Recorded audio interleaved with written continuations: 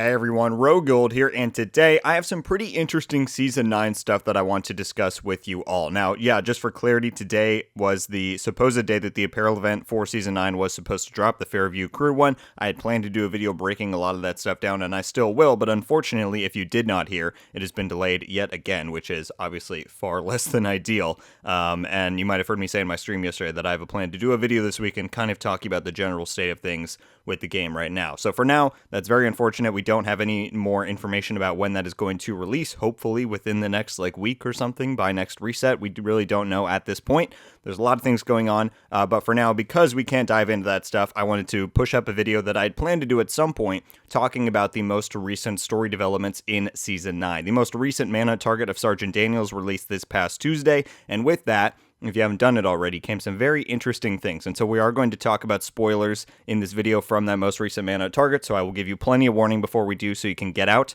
But if you have played through that, you probably know what kind of stuff I want to discuss here because it's super interesting. And so, yeah, I want to talk about that. Let's just get into it. All right, so we are now in game, and I'm going to give you your final warning if you have not completed the most recent Manhunt target for Season 9, which you can see right here, Sergeant Daniels. If you have not completed that, if you have not gotten the four total audio logs from these three and the most recent Fei Lao one, then unless you want to be spoiled, you should get out because we're going to listen to it and we're going to talk about the very interesting details that are revealed there. So this is your final warning. If you don't want to be spoiled, then click off the video now and come back when you're done. I certainly want to hear your thoughts about the information because, as I said, it's very interesting. So let's get into it now. So the first three that they give you from doing the actual Manhunt stuff itself was pretty interesting. There were some, I'm trying to recall, there were some that were pretty interesting, like obviously, yeah, we have Dusk talking to Sergeant Daniels because they have that True Sun Black Tusk connection. Also, I just want to give the disclaimer here, I'm not a lore person in the sense of like NGN, where I just have this database of lore in my head that I can all recall. I very much enjoy the story and I very much experiencing the new developments that we get,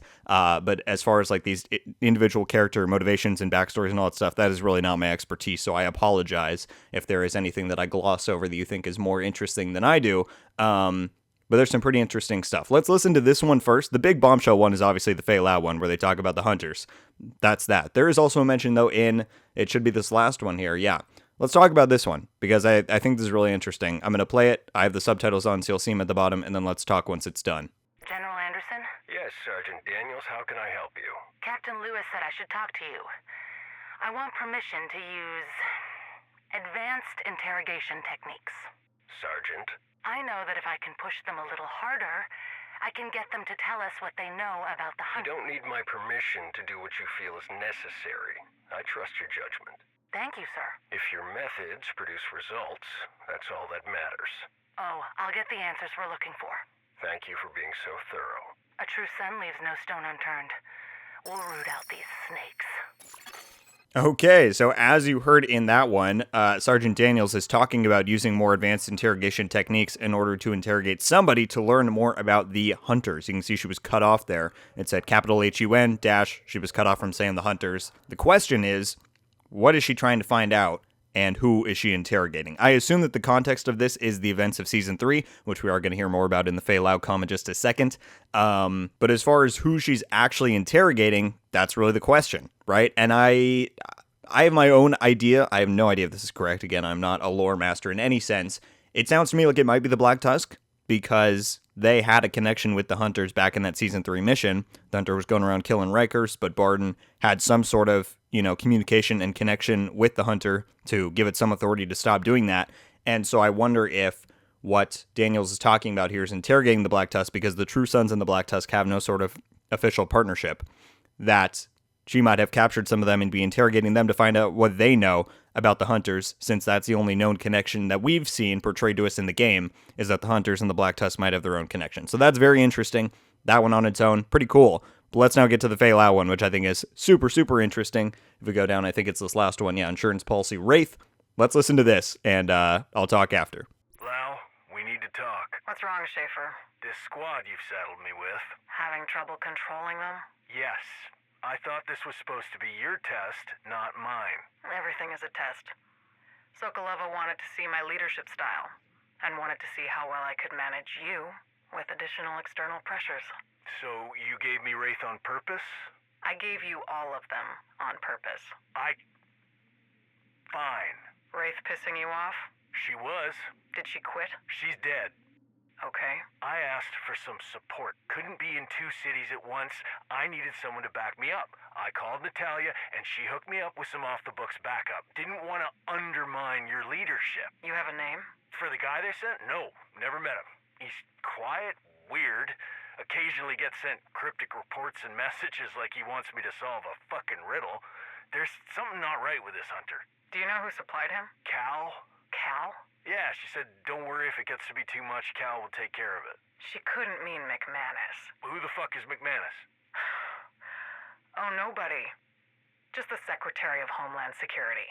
That hunter is working for Homeland? What the fuck is going on? We should talk. Somewhere less exposed. Okay.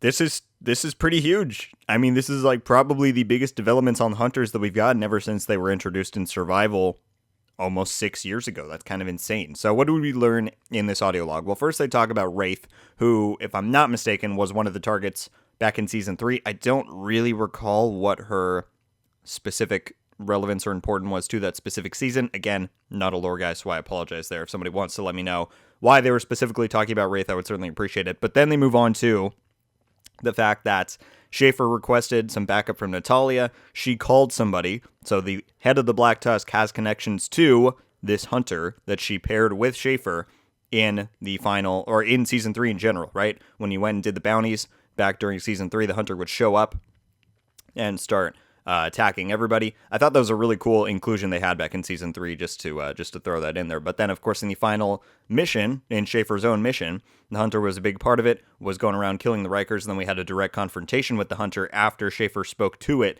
and said something along the lines of, you got to stop killing these Rikers, you know, we got people incoming, blah, blah, blah. The hunter never spoke. It kind of like growled. And in this log, you hear Schaefer say that the dude is very quiet and cryptic. So that implies that he can speak.